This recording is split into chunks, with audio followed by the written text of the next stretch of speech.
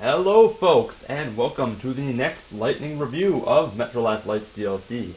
As some of you know, the Tower Pack was released, 2 weeks ago? I don't know. So what is it? It's a Horde mode. So, okay, I'm going to keep this as shortest possible review, but, because the Developer Pack just released, and the Chronicles Pack just got pirated by people, so, you know, keep it simple on this one, because there is really not much to this one. So what is it? It's a Horde mode, like I said. I'm not sure how canon it is. It says it's out of canon, but it tries to sort of make it in canon. If you can explain that. I don't know. From what I can tell, it takes place either before the world was destroyed, during the early years after it was destroyed, or 7 years after Metro Last Light. So, to be specific, they're talking about rebuilding the world, as well as a war ending 7 years ago. So, what war are they talking about? I have no idea. Metro Last Light's entire story was like, there's no more war, we're peaceful, all that stuff. But yeah, okay, whatever. The war that destroyed the Earth took place 20 years before Metro 2033. Can we then assume that this was in 2020? And so that, therefore, D6 and the stories of Metro 2 from like the books and stuff are actually real? Or is this a possible hint at a future Metro story where there's actually is a massive war? It mentions problems with D6's reactor, which, if you know, spoiler alert, there's a giant biological growth on it when you find it in Metro 2033. Maybe this ended up consuming the people in D6 and all of Metro 2. Oh, incredible plot twist right there. I don't know, maybe it's explained more in the other book in 2034. I haven't read that one yet, but food for thought. Regardless, it's not a story DLC, so forget about that. In the gameplay, it's meant to provide a fun minigame challenge mode to show off Metro's combat. Okay, after the Reich mission from the faction pack, I was kind of cautious about this one. I wasn't actually even really excited for it. But, so, what do you get? You get a Horde mode. It's not going to blow anybody away. It has a couple nice features that let it stand on its own as a sort of fun little mini game, and one pretty big anomaly compared to most Horde modes today, which is pretty much its only advantage that I can see. I'm not a fan of stuff that is just ridiculously hard and having to die over and over. I get aggravated. I don't like getting aggravated at games. It's good when it's difficult. Some games can pull it off pretty well, like Dragon Age Origins, for example, had, during the difficult parts, for some reason, whatever reason that happens to be, it actually made me want to play more. I don't know why. But most ridiculously hard games, I just get aggravated at, I don't like. So, let's get into this then. This is hard. And if you come into this expecting to just breeze through it, think again. Easy can be hard. If you play on Ranger mode, that's a real challenge.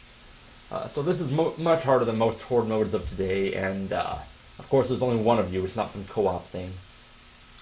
Because it's so hard, it's actually really difficult to give it like an average time to beat. I'm going to say if you enjoyed it, it does have some replay value. An unbelievably good player will probably be able to finish it in less than an hour, maybe less than 30 minutes. I don't even know. I'm not sure about that, but it can be finished extremely fast. For many, though, it's probably going to could take over 3 hours. I mean, due to just difficulty. I finished it in around 2.5 hours, doing a little bit of extra stuff, not a whole ton of it, and getting stuck on a couple maps. So, each map has 3 presets that you can choose from, although they really don't make much sense. One map has a dark variant, which, makes it darker. You would expect that. Other maps have Horde modes, which are described as having a lot more enemies. I don't know. I couldn't really tell the difference, but I guess I haven't played it that much. And then there's the most deceptive of them. It is a huge zone. What do you think when you hear huge zone? Because apparently huge zone in their eyes means let's add one more wave. All right, one more wave. That's huge zone. That's what everybody was expecting. So yeah, that's not a different variant of the map like we were hoping for, of course. And that's probably my biggest complaint, one of mine at least. These maps are really small. It's a huge missed opportunity not to make them bigger. Then again, you might also end up with more problems with it, like in the library, the ranger mission of the faction pack. But that maybe they could have figured that out, at least better than they have in this, rather than just saying no more huge maps like that. Well, let's get into the other mechanics. Horde mode wise, it's okay. Has interesting side objectives, but not really in the traditional sense, like something like Mass Effect would have.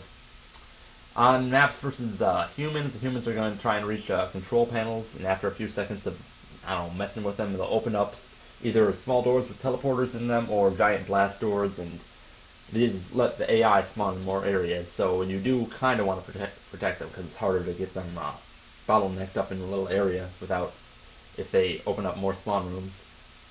On the mutant maps, they have these giant metal grate doors that lead to, big tunnels, and the mutants will pile up against these and break them down after not too long.